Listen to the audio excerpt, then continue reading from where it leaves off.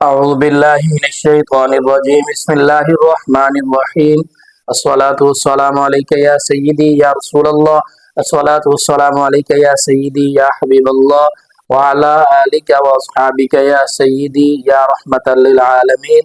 दोस्तों, अहकाम तजवीद क्लासेस में मैं आपको खुशामदीद कहता हूँ और उम्मीद करता हूँ कि आप तमाम अहबाब खैर व आफियत के साथ होंगे। अल्लाह पाक आपको सलामत रखे।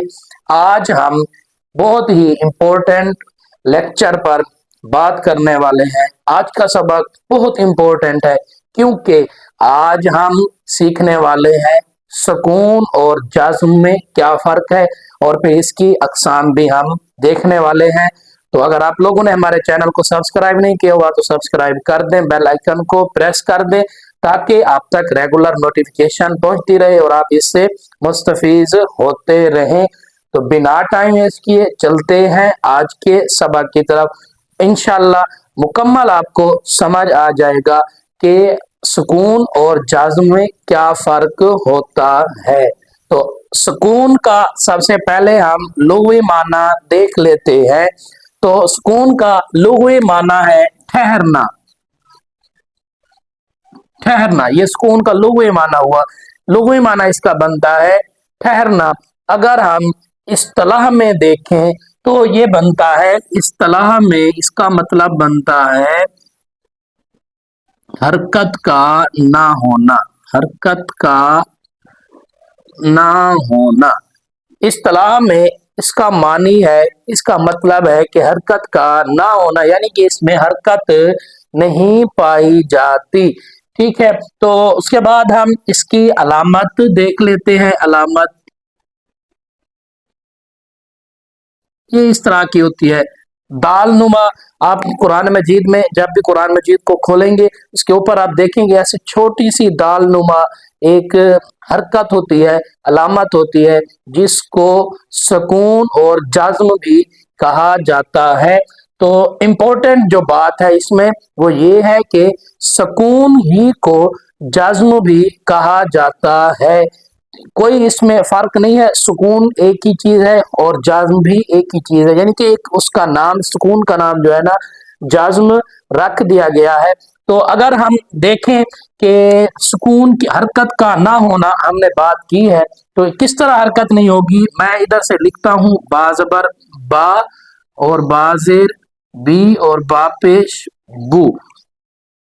तो ये हमारे पास जो आई है, तो इसमें देखें बा जबर बा, बा जबर बा, बा की आवाज जो है ना वो ऊपर की तरफ जाती है। बा, देखें बा जबर बा ऊपर की तरफ जाएगी और बा जेर बी, बी की आवाज नीचे की तरफ जाती है।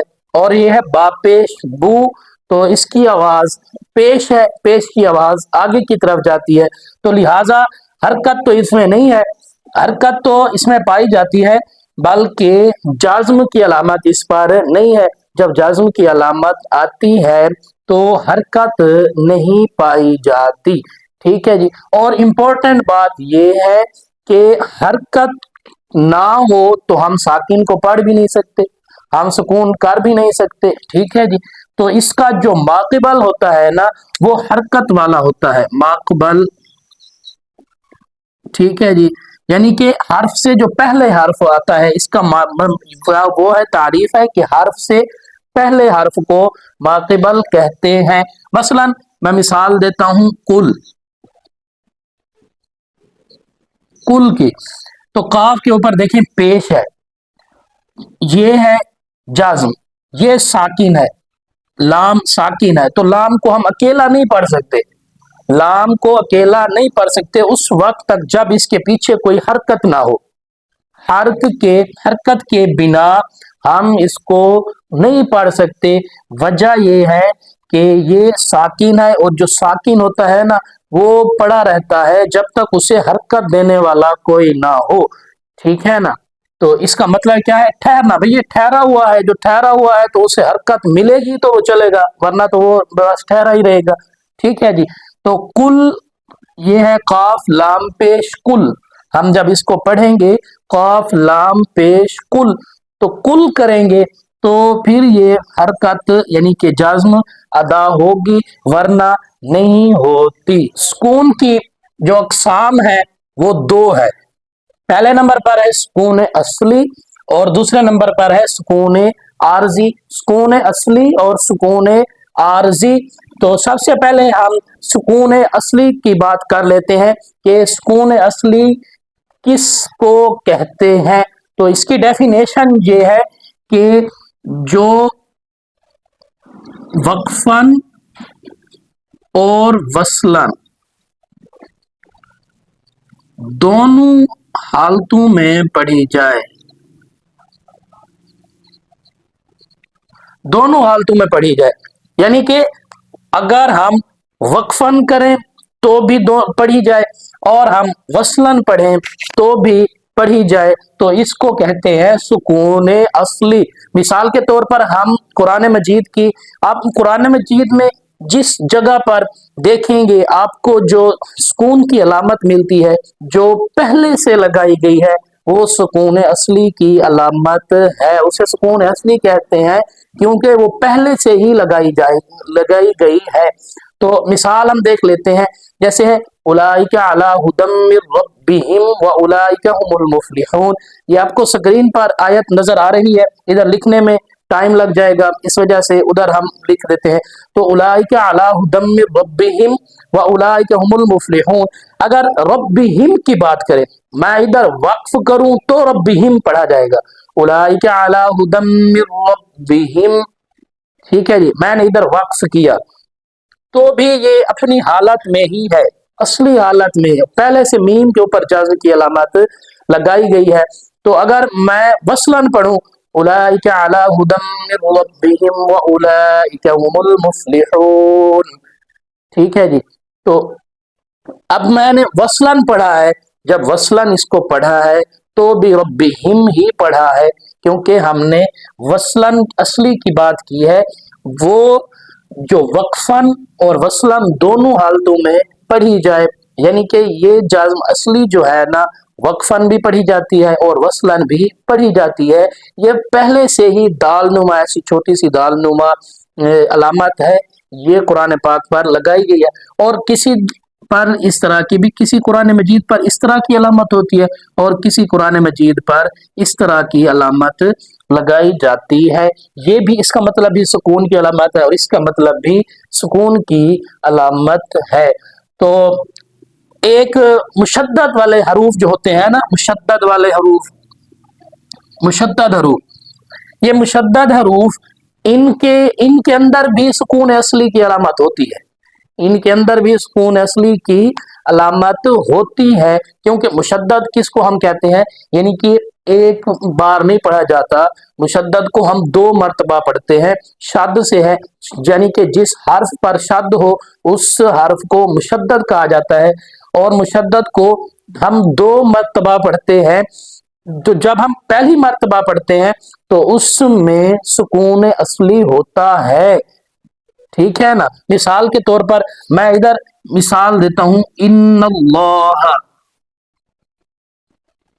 ٹھیک ہے جی، ان اللہ، تو یہ نون ہے، اس کے اوپر شد آئے گی، ٹھیک ہے جی، یہ شد کی علامت ہم نے ادھر لگا دی ہے، یہ شد ہے اس کے اوپر۔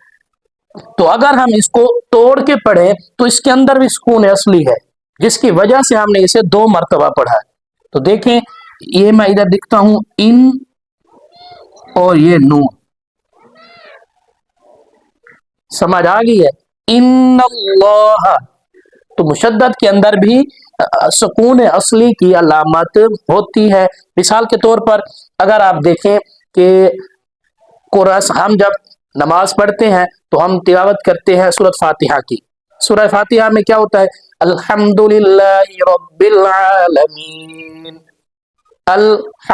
الحمد، دیکھیں ادھر میں لکھتا ہوں الحمد، اس کے اوپر زبر ہے اور اس کے اوپر سکون کی علامت ہے، یعنی ساکن ہے، جزم کی علامت ہے، اور ہاں کے اوپر بھی زبر ہے، حرکت ہے، اور یہ ہے میم کی علامت، میم پر ہم ساکن لگا دیں گے اور دال کے اوپر ہمارا پھر پیش آ جائے گا۔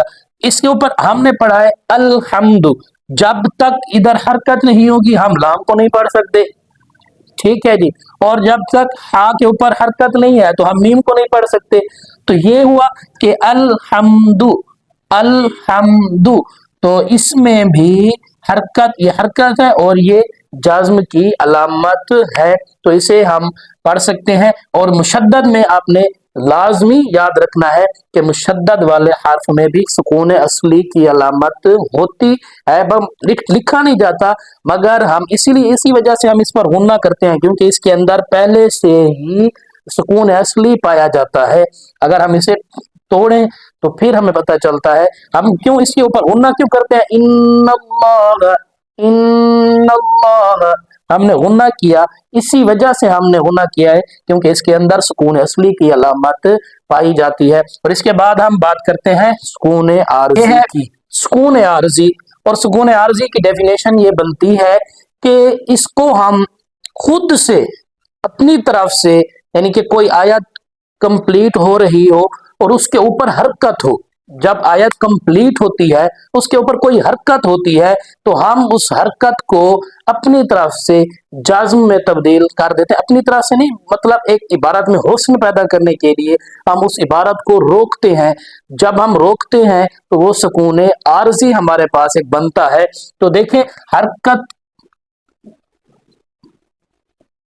के ऊपर जज्म करना, हरकत के ऊपर साकिन करना, तो ये किस तरह मुमकिन है? हम खुद से लगाते हैं, खुद से इबारत में हुस्न पैदा करने के लिए हम छोटी सी, यानी कि आयत कंप्लीट हो गई है और हमने, देखें, हम पढ़ते हैं अल्हम्दुलिल्लाह रब्बिल आलमीन, हम इसकी मिसाल ले लेते हैं क्योंकि ये आसान भी है और सब लोग इसको समझ सकते हैं क्योंकि हम रोजाना 5 मरतबा नमाज में इसी की तिलावत करते हैं। और ये है अल्हम्दुलिल्लाहि रब्बिल आलमीन, और ये आलमीन है ना, ये अल आलमीन, ये अल आलमीन, और इसके ऊपर जबर है, इसके ऊपर जाज़म है, इसके ऊपर खड़ा जबर है, लाम है, मीम है, मीम के नीचे जेर है, ये साकिन है और ये इसके ऊपर जबर है। ये आयत कंप्लीट है। हम इस तरह तो नहीं पढ़ते ना अल्हम्दुलिल्लाहि रब्बिल आलमीन, तो इस तरह हम वक्फ नहीं करते ना। तो हम जब वक्फ करेंगे, वक्फ की अलामत में वक्फ के तौर पर हम क्या करेंगे, अल आलमीन को साकिन कर देंगे हम अपनी तरफ से, यानी कि इबारत में एक हुस्न पैदा हो जाएगा, अल्हम्दुलिल्लाहि रब्बिल आलमीन, ठीक है, अल आलमीन। तो हमने अपनी तरफ से नून को साकिन किया है, तो ये सुकून आरजी हुआ, यानी कि पहले से नहीं है, हमने खुद दिया है, पहले से नहीं था, ठीक है। इसी तरह अर्रहमानिर रहीम, अब रहीम जो है ना, अर्रहीम, इसके मीम के नीचे जेर आ रही है, तो हमने क्या किया, अर्रहीम, ठीक है जी, रहीम के ऊपर हमने फिर सुकून आरजी लगा दिया। और इसके बाद है मालिकी यौमिद्दीन, अब नून के नीचे भी जेर है तो हमने क्या किया, मिद्दीन पढ़ा है, नून को हमने फिर साकिन कर दिया है अपनी तरफ से हुस्न पैदा करने के लिए। यह है सुकून असली और सुकून आरजी, जो आपको मेरे ख्याल से समझ आ गया होगा। अगर आपको फिर भी कोई बात इसमें समझ ना आई हो तो आप नीचे कमेंट बॉक्स में लिखें, हम इंशाल्लाह आपको रिप्लाई कर देंगे। तो ये था आज का हमारा सबक, उम्मीद करता हूँ आपको पसंद आया होगा।